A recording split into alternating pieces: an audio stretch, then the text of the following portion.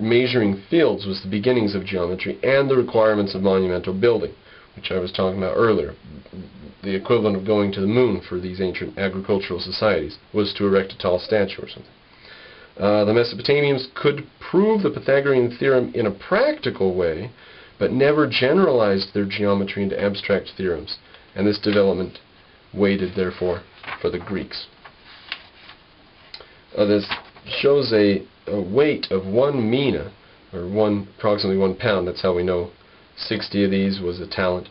And there's a stone weight with a whole bunch of stuff carved on it, and it was made in the reign of Nebuchadnezzar in the 6th century BC. But the writing on it states that this particular weight has come down as King Shulgi, who lived 1,500 years earlier.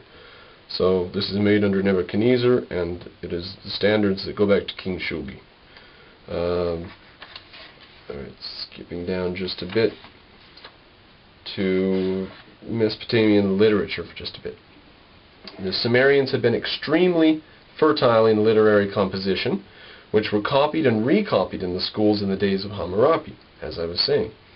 They were also translated into Old Babylonian and served as a base for ever more extensive literary works. Much of this literature consisted of proverbs, collections of dreams, with explanations of their meaning, if you can believe it.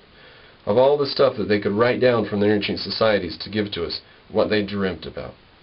And other practical material. I wonder if there's any irony in that. But some of it discussed the origins of the world and the deeds of the gods. The best stuff. The other stuff's interesting too, for some reason. If we read these early myths from a scientific point of view, the tales of the gods are neither sensible nor logical.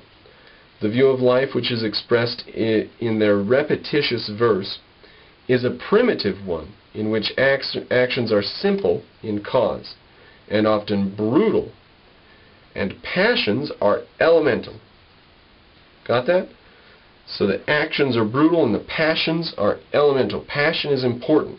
Why did he do it? He had a driving desire to do it. He wanted to do it. In the Epic of Gilgamesh, there's all kinds of stuff about that. Passion is the reigning element. In explaining the nature of the universe, men translated into divine terms their own earthly concepts of personal clashes and procreation. Right? They didn't yet have the idea of logic, so they just said, well, here's how the gods did it, non-logical. Yet these tales were so satisfying that people all over the Near East accepted them.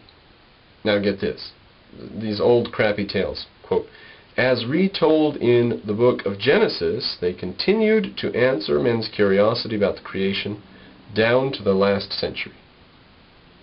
This is published in 1973.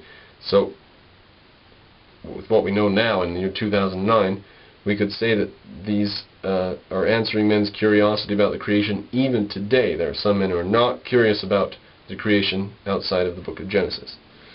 Let's see, maybe we'll go into Gilgamesh, the Epic of Gilgamesh next.